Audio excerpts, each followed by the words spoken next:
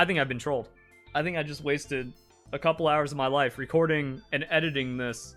And I like called it, you know, this is a copy pasta joke. This beginning part is like so insane that there's just no way. And like, is this actually where ChatGPT is? Yo, I love these kinds of comments because I get to debunk a lot of misinformation about me in one go. And this is some deep cut derangement. I mean, check this out.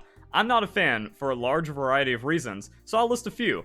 Your lack of research in relation to your Diggersby video specifically. So the only example of a lack of research that they have is a parody video from over a decade ago that was one of the first Pokemon videos I did that wasn't even like a serious strategy guide or anything, where in the early days of Pokemon X and Y, I misread and I thought Diggersby didn't have Quick Attack. And Diggersby was getting a lot of hype, so I'm like, well, if this thing was any good, like, it would have Quick Attack or priority and people would be using it, right? And it didn't, so I just was like, whatever about it. So a person that tries to educate others should first be educated themselves on a Pokemon I have absolutely no care about, that's a complete joke, that never took off. Like, Diggersby didn't suddenly just become an OU meta ban-worthy Pokemon that justifies everything about it being right and me being wrong for mocking it. Where also, the whole joke was like, I had my sub counter, which was just like 1,000 subs from Minecraft videos. I'm just like, I'm gonna lose all my subs here. Diggersby, no, minus 100 subs. Diggersby ain't good, minus another 100 subs. But that is clearly an educational video, and also it was annotated, where I was like, oh, it turns out it gets Quick Attack, and it's still a garbage Pokemon, weird. But yeah, this one example from when I first started Pokemon content is grave concern of my research quality. I thought this was some kind of parody copy pasta, but no, the idiot is serious, and they kept on with their reasons. Your willingness to throw around blame. You haphazardly accused a large amount of Poketubers of attacking you without actually seeing if they said anything about you, a prime example being Pokeaim MD.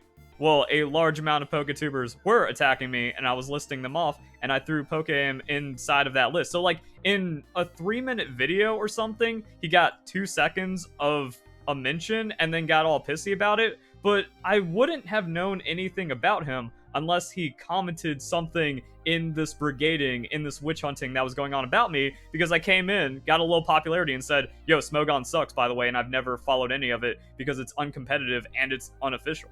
I could have sworn I saw a tweet, could have sworn I saw a comment, Shofu was leading the hate, Pokeaim was a part of that crew, so everyone but Pokeaim, and then I guess I saw his name at some point about it. I threw him in the video. And also in his video where he's just like, Verlisify is lying about me and defaming me because I never said anything bad about him. I think he even said like, hey, look, I left a PK face. That's all I could find on any of his videos. But that also kind of like shows an incitement that if you're a part of a group that's brigading another group and you're an influencer inside that group, anything you put down is going to be further incitement. So an influencer dropping their signature on someone that's being clowned on is just going to be a signal to the people hating on that person. And Pokeaim MD really showed his true colors after this, because I was like, okay, maybe I misremembered. Who knows? I made a mistake, even though just like the quickest mention inside of a video. I saw someone associated with the entire group that was hating on me. I made a mistake. And then the video apologizing to Pokeaim was longer than the original call-out video. But then Pokeaim refused to take down his video attacking me, even though my apology got more views than the original video, and his video attacking me got like tens of thousands of views while I had just a few thousand subs, if even like 2,000 or 3,000 at the time, which proved that Pokeaim had malice against me and my content, which also showed that he agreed with the hate rate anyways, so it's probably justified to mention him in the video, even if it was just a PK face, but that means I saw it for what it was. Or maybe he did leave a comment, I wasn't misremembering, and then he deleted it, and I got gaslit, because that's kind of all we've seen from the Pokemon community over the last decade. It's all toxicity, gaslighting, lying, cheating, stealing. You know, every characteristic of evil is easily found in mass in this community. But then, Pokeaim even took it a step further years later, because he was like, yo man, bury the hatchet, we've moved on, I have a wife now. So I mean, he leveraged his marriage to bury the hatchet, not want any beef anymore, so he invited me on his podcast. So we set it up over a couple of days, we recorded the lock episode for a few hours, and then he didn't upload it because he couldn't make me look bad, and ended up just being a pleasant conversation about Pokemon with a little bit of back and forth, and his excuse was that he didn't confront like all of the drama about me, or he didn't bring up anything, but then we could have just easily like recorded a segment for that and put it in. No, like the problem is he couldn't make me look bad. So the person that said, "Hey, I've grown up now. I have a wife. You know, I'm tired. I don't do all this drama stuff. Let's bury the hatchet." He was the one that then did all this BS. And the thing is, every single time I've given someone else in the Pokemon community the benefit of the doubt and believe that they're acting in good faith, I've gotten burned. Happened with Dobbs, A-Drive, Pokeaim, many other people. With Dobbs, I was like, hey, we should do a podcast. He's like, no, I'm not interested in a podcast, and then starts his own podcast without me, makes up a lot of lies and excuses about it. Also, he farmed me for top 10 content. I helped him with topics, descriptions, and tags because back in the day, I was the #1 Poketuber when it came to algorithm mastery. I also helped out A-Drive in that regard as well. But yeah, Dobbs had no intention of collabing. He just wanted to use me to get famous or whatever and then shit on me. So that's just average in the Pokemon community. A-Drive he's the one that ended our friendship by stealing my content and then trying to over-promote me with it, while also just being a bad dude and a hypocrite. He called out Tyranitartube for covering every fake leak he saw on 4chan and then called it clickbait.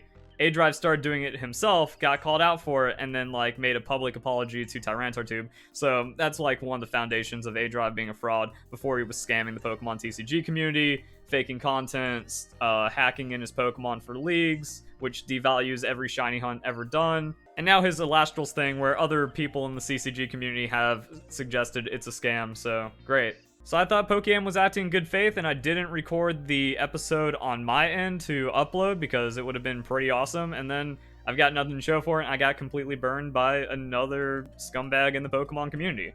So the Pokeaim arc is kind of its own thing, and then we got into a ramble of how, yeah, it's just everyone in the Pokemon community in their own way as well. Jeez, 6.5 minutes in the video, and we've only covered 1.5 points, but it doesn't get any better. You also blamed Smogon as if the organization itself was attacking you, which is completely untrue. This is a lie.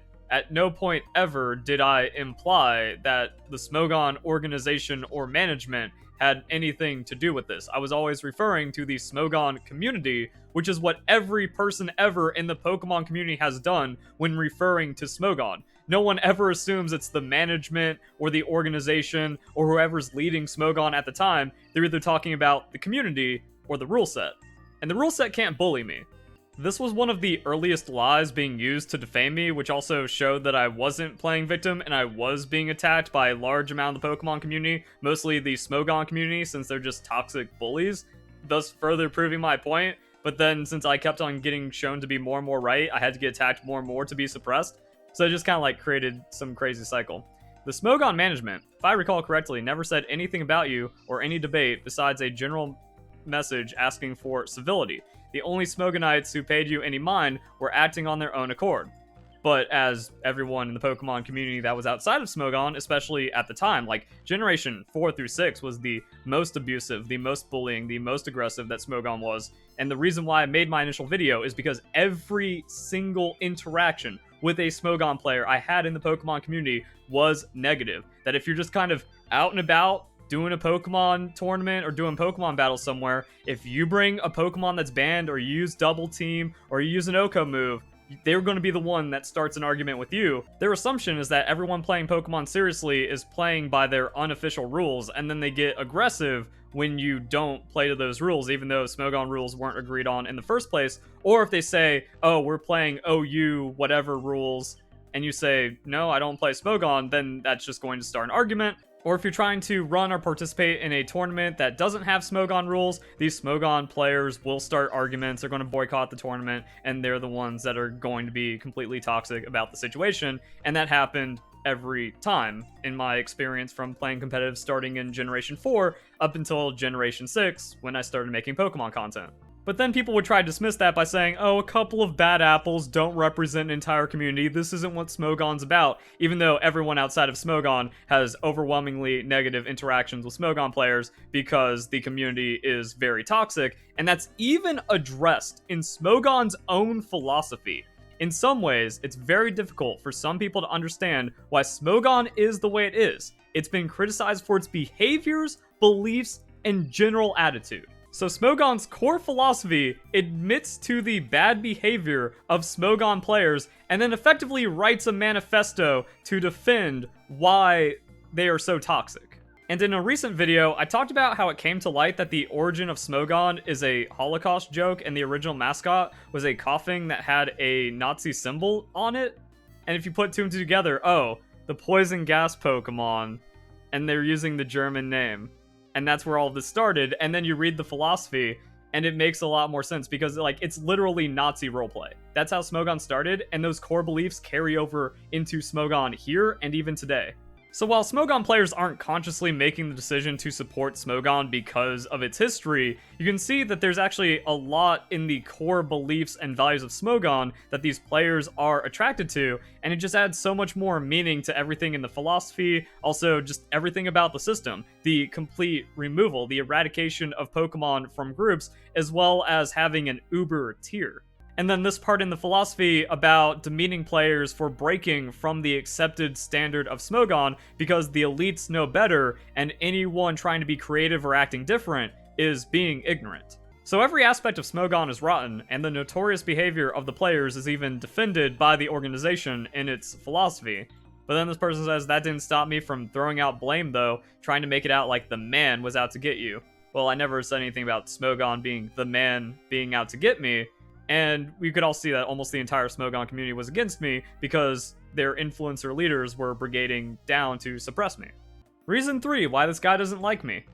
Your lack of experience with the metagame you attempt to critique. You're a battle spot player, specifically doubles. And at this point, I got worried that this person is actually a time traveler, speaking exactly in the context of Generation 6 from 10 years ago. Like, is this a comment that this dude scheduled exactly 10 years ago today? It's actually kind of freaky how wrong it is. And yet you constantly try and judge a metagame that is completely different from the one you're knowledgeable of.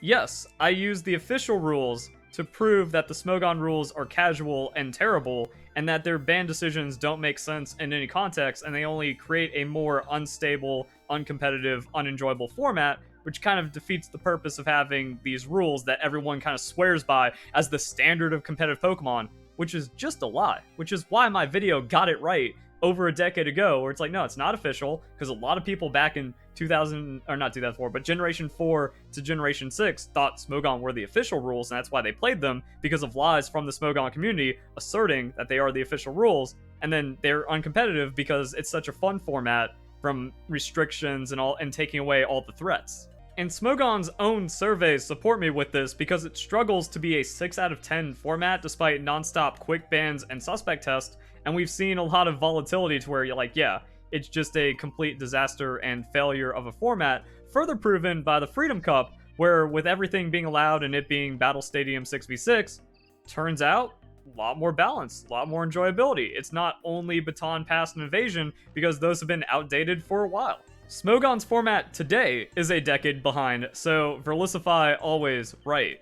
You're entitled to your own opinion, but not entitled to having your opinion unconditionally respected or going unchallenged.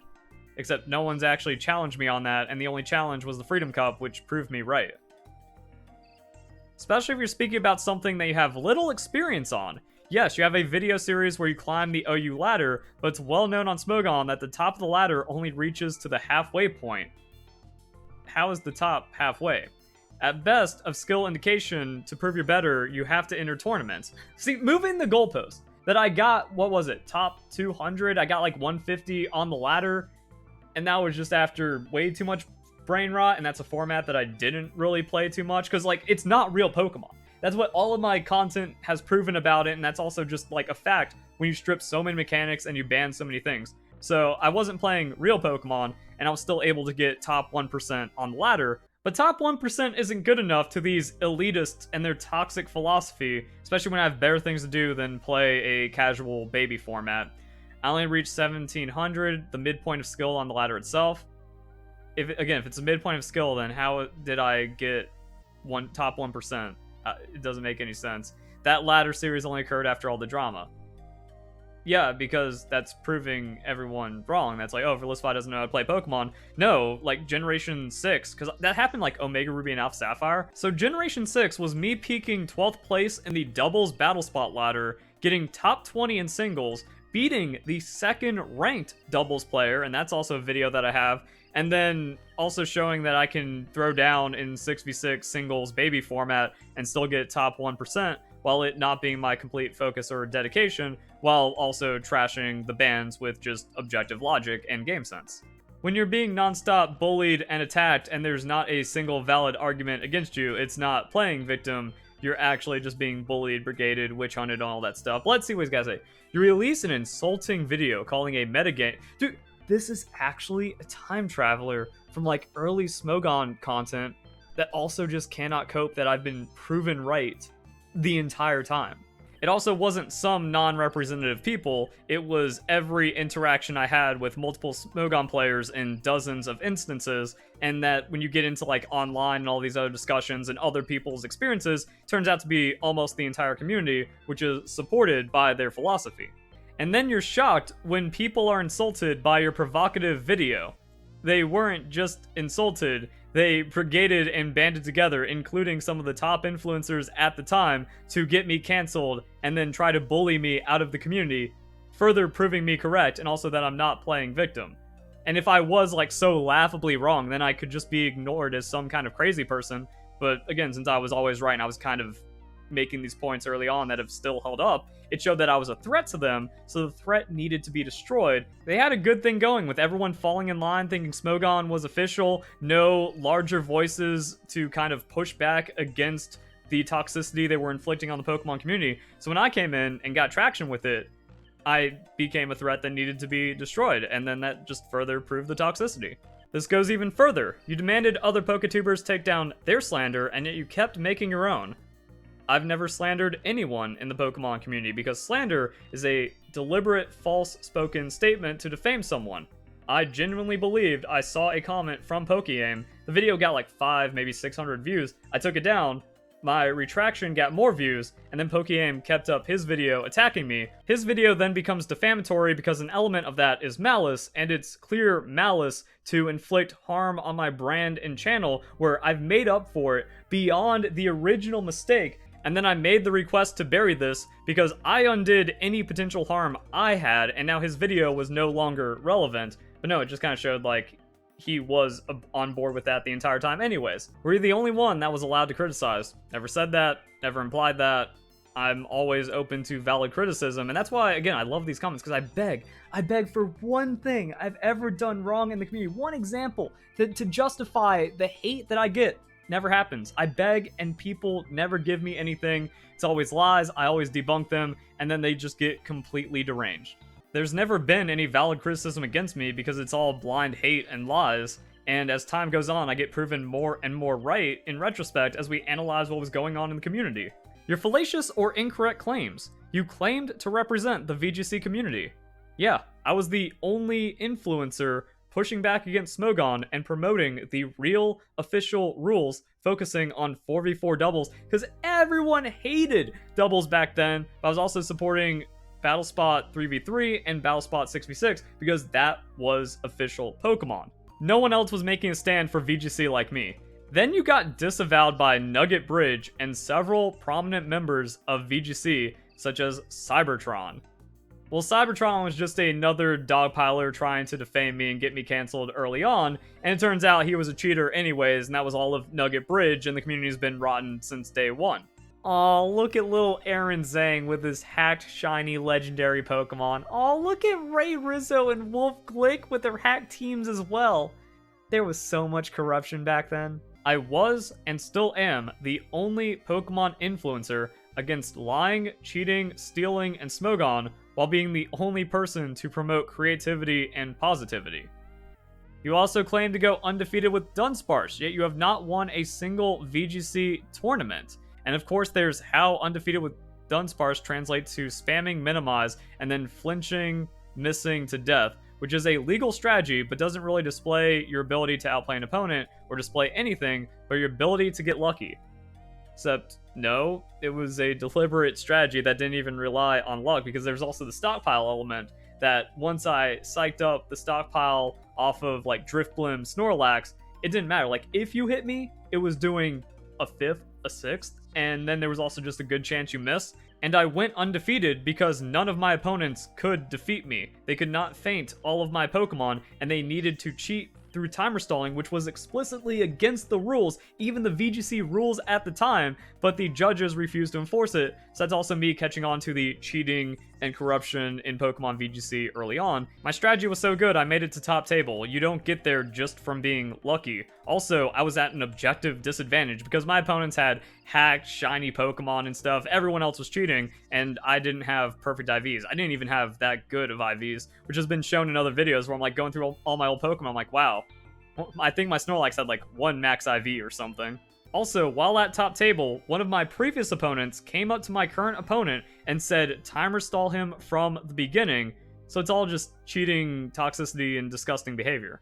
Which somewhat brings me to my final point, your general conduct when challenged. There are multiple examples I could use for this, but the one I shall use is the challenge by Cybertron. Cybertron, also known as Aaron Zhang, 3-time VGC national cheater and highly respected cheater of the Pokemon community, challenged you to a battle, in direct relation to your argument and assertions. But winning a Pokemon battle doesn't really prove anything, especially when that cheater is going to have a massive advantage against me. It would have been a chance to prove you were knowledgeable and skilled with the metagame you claim to represent, assuming, of course, you were as knowledgeable as you implied. At first, you had fighting words accepting a challenge, but then you just never replied to PMs. This was a decade ago, and also just like in the middle of a shitstorm of drama. I don't remember exactly what was said to who and who replied to what and where. And that's also assuming that there wasn't an issue with YouTube messages because they were pretty buggy back in 2013, or there wasn't some other breakdown in communications. I remember Shofu challenging me to a Pokemon battle in my comments. I replied to him and then never heard back from him.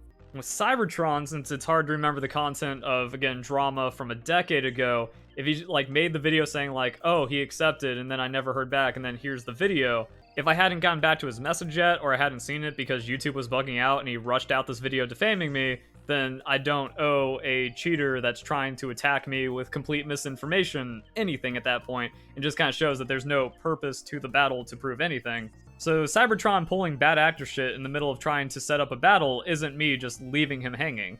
So bad conduct on my part made it even harder to take you seriously, abandoning a challenge like that. Small thing, very disappointing that, like, this person that's shown, like, all of this deranged hatred is now like, I'm disappointed in you. Like, that means anything. So I chickened out a battle that I previously agreed to while there was a breakdown in communications with a cheater and bad actor. Made even worse by how PokeAim, Smogon's biggest representative on YouTube, has had multiple battles with Cybertron and given him quite the challenge. I don't see how that means anything. To sum up my opinion on you, I believe you were ignorant. That is absolutely not the application of that word. Ignorant of the implications of your actions. Ignorant of the things you attempted to discuss. But I've been right about everything. I think that's just the problem. These kids can't cope. And then you can tell, like, they were ill to begin with. Like, something has to be severely wrong with these people to hold on to something for a decade like this. I am glad you've wisened up and have removed your uninformed videos. That's also something that's never happened. I haven't deleted a video because I realized I was wrong in any way that this person is trying to suggest. I delete videos because the brigading is too strong, or the dislikes and dislike botting on that content is so powerful it's actually affecting my entire channel performance negatively. And then after all of that derangement, I wish you the best. How can this deeply troubled person wish me the best after saying they're not a fan for a large variety of reasons, list a few, write an essay about me that's been completely shown to be wrong, and the only points they make are a decade old anyway, but you could tell this entire comment was going to be bunk and deranged just off of the first point, where my lack of research is proven by one example from a decade ago, where in one of my early Pokemon videos that was a parody, I made a move error. My opinion of you and your actions is low, and I won't watch your Pokemon videos because of that. This is insane on so many levels, because this person left this comment on multiple videos. So they clicked on multiple videos to not watch them, and they refused to watch my videos because of actions from a decade ago. And they're the ones saying that I was ignorant. But also that doesn't make sense, because I'm glad I wisened up and I removed my uninformed videos? How would they know I've wisened up if they refuse to watch any of my content and see how or if I've changed because they can't let go of something that happened a decade ago that they're misinformed about? I can't offer anything but encouragement if you're trying to mend your image with sincerity. But you say you won't watch my Pokemon videos because of that. You wish me the best, but you refuse to see any change inside of me, and you choose to be ignorant of current me just to have this like derangement about what happened a decade ago. I would love nothing more than to have my opinion be shown to be obsolete. If your opinion is shown to be obsolete, that means it wasn't valid to begin with. You are just wrong. You don't have an opinion. You are just wrong. And this video proved that. Also, I didn't kind of like read the last parts. I went through the first 2 points. I'm like, you know what? Again, this is just going to be a good old Verlisify debunking. That's kind of fun content to make because, again, it just kind of like shows there's not a single argument against me. And that's what I really hate about online culture, millennials and Zoomers specifically, because they treat opinions like there's some magically powerful thing that prevents you from having to accept any accountability about being wrong because it was just an opinion, since we're in a post-fact society. This person would not be able to survive if their opinion was shown to be obsolete because they are completely married to it. Besides, who can have a grudge over a video game? I think I've been trolled. I think I just wasted a couple hours of my life recording and editing this, and I called it, you know, this is a copy pasta joke. This beginning part is like so insane that there's just no way. And like, is this actually where ChatGPT is? That it was able to like dig up everything from 2013 and put it into something, and maybe someone that's above 70 IQ edited it to make it sound legit, and they have a little bit of history, that maybe they're not even a hater. Maybe they are still maybe kind of a fan, or they're just completely neutral, like one of the only true neutral rational people in the Pokemon community about this entire thing. So they were able to just kind of like edit it. Like, this tells the story, it just comes to the wrong conclusions out of Verlisify derangement syndrome. And then they end it like, who can have a grudge over a video game when they choose to not watch my content over something that happened a decade ago? Fuck.